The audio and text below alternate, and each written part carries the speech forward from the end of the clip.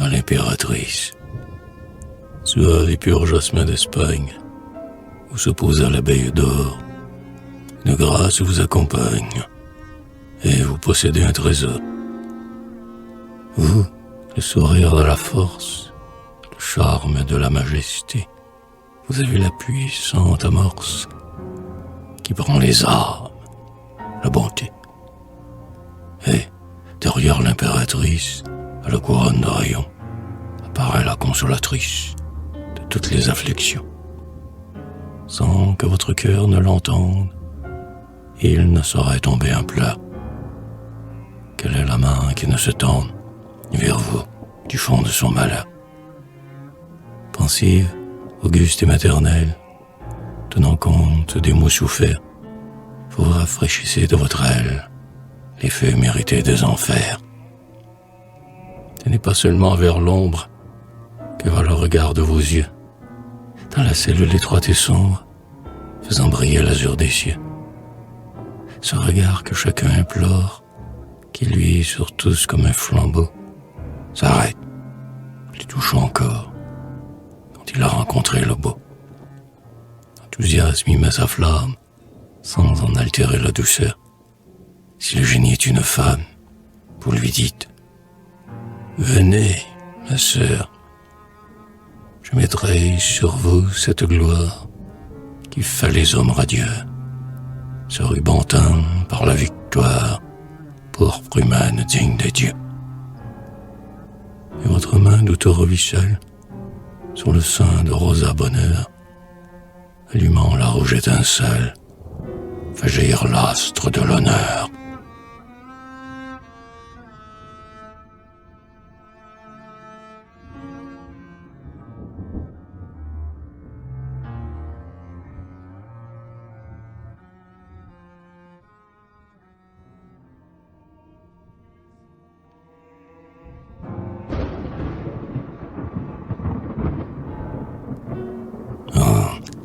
Quelle joie aux séjours mornes, les pauvres enfants détenus.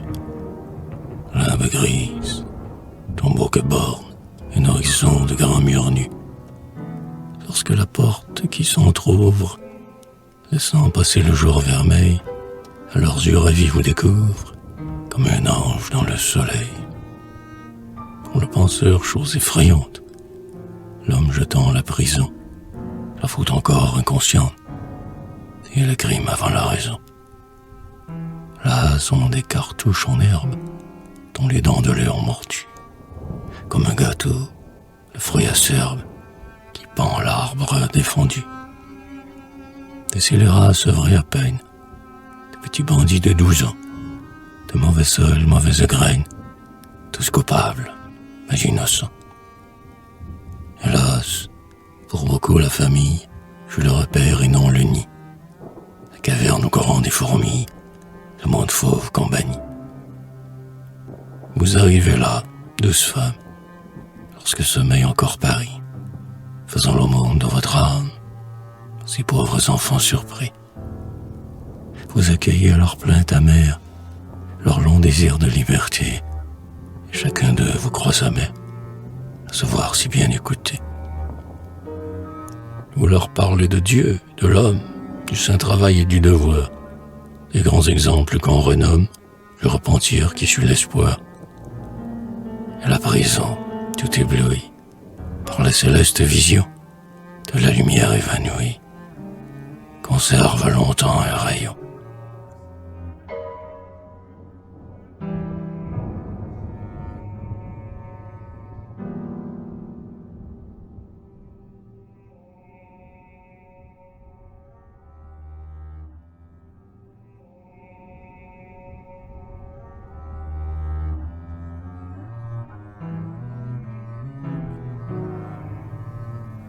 Il est d'autres cités dolentes que d'autres Dantes décriront.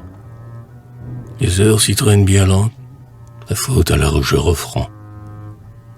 Là gémissent les vierges folles qui vont sans lampe dans la nuit, les paresseuses aux mains molles que l'éclat d'un bijou séduit.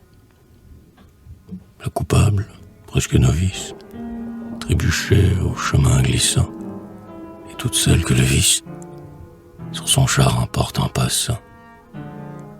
Sans craindre pour vos pieds la fange, vous traversez ces lieux maudits, comme en enfer un bel archange qui descendrait du paradis.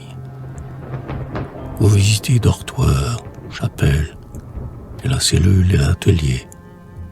Alors chacun vous appelle, et ne voulant rien oublier.